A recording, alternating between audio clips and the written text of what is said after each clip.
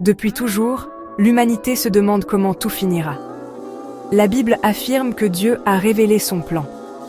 Aujourd'hui, découvrons ensemble le scénario prophétique de la fin du monde selon la perspective prémillénariste dispensationaliste. Ce n'est pas de la fiction, mais une feuille de route divine inscrite dans les Écritures. Nous allons traverser chaos, jugement, espoir et rédemption jusqu'à l'aube d'une nouvelle création. Accrochez-vous, ce récit concerne chacun de nous et le rideau va bientôt se lever sur le dernier acte de l'histoire humaine. Tout commence par un silence. Un calme étrange s'installe, comme si le monde retenait son souffle, ignorant l'ampleur de ce qui va se produire. En un instant, des millions de croyants disparaissent sans avertissement, laissant derrière eux des traces de leur vie quotidienne, des objets abandonnés, des souvenirs figés dans le temps. Ce n'est ni une catastrophe naturelle, ni une invasion extraterrestre, mais l'accomplissement d'une promesse divine. L'enlèvement, annoncé depuis des siècles dans les Écritures. Les morts en Christ ressuscitent, quittant leur tombe dans une lumière surnaturelle, témoignant de la puissance de la résurrection. Les vivants, eux, sont enlevés à la rencontre du Seigneur dans les airs, réunis en un instant avec ceux qui les ont précédés. Le chaos s'installe, gouvernements paralysés, familles brisées, médias désemparés. La société chancelle, incapable de comprendre ce bouleversement soudain. Ce n'est pas un jugement, mais une délivrance. Dieu retire son Église avant la période la plus sombre de l'histoire humaine, accomplissant sa promesse de protection. Pour ceux qui restent, c'est le début d'une ère de ténèbres et d'incertitude, où chaque jour semble plus inquiétant que le précédent. L'absence des croyants crée un vide moral, ouvrant la voie à la montée de forces obscures et à la perte de repères pour l'humanité. L'enlèvement marque la fin du temps de la grâce et le début d'une épreuve terrifiante, où l'espoir semble s'éteindre. Le monde ne sera plus jamais le même. Un nouveau chapitre s'ouvre, marqué par l'absence et la recherche désespérée de sens. Après l'enlèvement, le monde cherche désespérément un sauveur, une figure capable de restaurer l'ordre et la stabilité. Un leader charismatique, l'Antichrist, émerge et promet la paix, séduisant les nations avec ses paroles mielleuses et ses promesses de prospérité. Il signe un traité avec Israël, permettant la reconstruction du temple, un événement prophétique attendu depuis des siècles. Mais cette paix n'est qu'une illusion, un piège soigneusement orchestré. Au milieu des 7 ans, il se déclare Dieu, déclenchant une vague de persécutions et des jugements apocalyptiques, guerres, famines, pandémies et fléaux cosmiques. Ceux qui refusent de l'adorer sont traqués et tués sans pitié. Les jugements divins s'intensifient, chaque catastrophe surpassant la précédente en horreur et en destruction. La grande tribulation est le creuset final.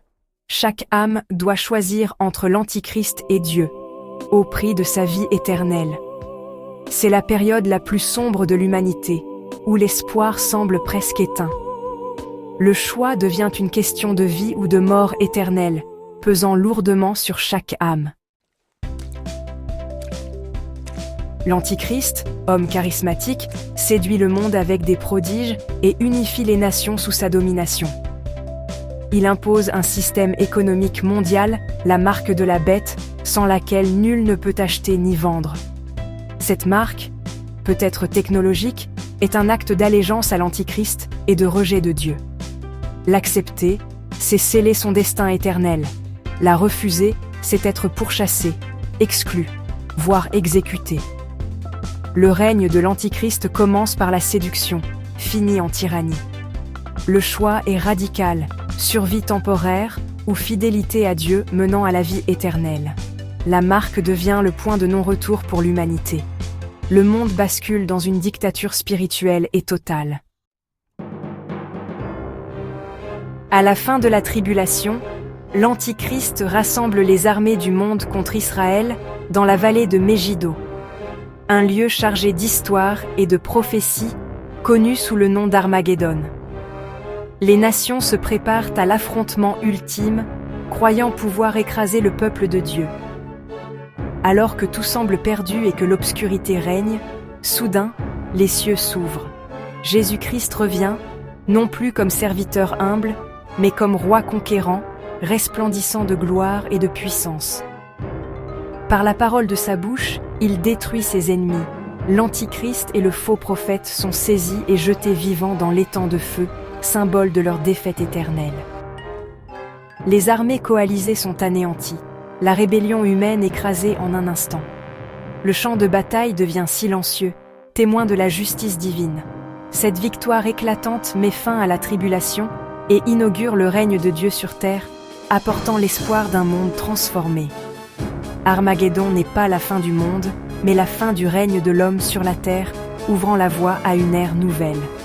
Le monde est purifié, restauré et prêt pour une nouvelle ère de paix et de justice, sous la souveraineté divine. Le plan divin entre alors dans sa phase finale, accomplissant les promesses faites depuis des siècles. Après Armageddon, Satan est lié pour 1000 ans. Jésus-Christ règne sur terre depuis Jérusalem. Ce règne est marqué par la justice, la paix et la restauration de la nature. Les saints glorifiés règnent avec lui. Les survivants repeuplent la terre. La connaissance de Dieu couvre le monde, la guerre disparaît, la longévité humaine revient. Pourtant, même dans ce paradis, le cœur humain reste capable de rébellion. Le millénium démontre que seul un cœur transformé peut vraiment suivre Dieu.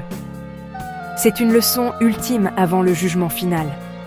Le règne millénaire prépare l'humanité à l'éternité. À la fin du millénium, Satan est relâché et tente une dernière rébellion, vite écrasé par Dieu. Satan est jeté dans l'étang de feu pour l'éternité. Vient alors le jugement du grand trône blanc. Tous les morts non sauvés sont ressuscités et jugés selon leurs œuvres. Les livres sont ouverts, révélant chaque vie. Quiconque n'est pas inscrit dans le livre de vie est jeté dans l'étang de feu. C'est la seconde mort, la séparation éternelle d'avec Dieu. Le mal est définitivement éradiqué de la création. L'univers est purifié, prêt pour un nouveau commencement. Après le jugement, Dieu crée un nouveau ciel et une nouvelle terre. La nouvelle Jérusalem descend du ciel, resplendissante, demeure éternelle des rachetés. Plus de mort, de douleur, ni de larmes, Dieu habite avec son peuple. La ville est d'une beauté indescriptible, illuminée par la gloire de Dieu. Les rachetés vivent en communion parfaite avec leur Créateur. Toutes les promesses sont accomplies. La relation avec Dieu est restaurée. Ce n'est pas la fin, mais le commencement d'une aventure éternelle. L'histoire du salut trouve sa conclusion glorieuse. De l'enlèvement à la Nouvelle Jérusalem, chaque étape révèle la souveraineté de Dieu et l'urgence de la grâce. Le temps de la grâce est maintenant, l'invitation au salut est ouverte à tous. La question n'est pas quand, mais es-tu prêt ? Choisis la vie, choisis Christ. Si ce message t'a touché, abonne-toi, commente, partage. Invite ceux que tu aimes à découvrir le chemin du salut. Le plus grand acte d'amour est de prévenir avant qu'il ne soit trop tard. L'éternité se joue aujourd'hui.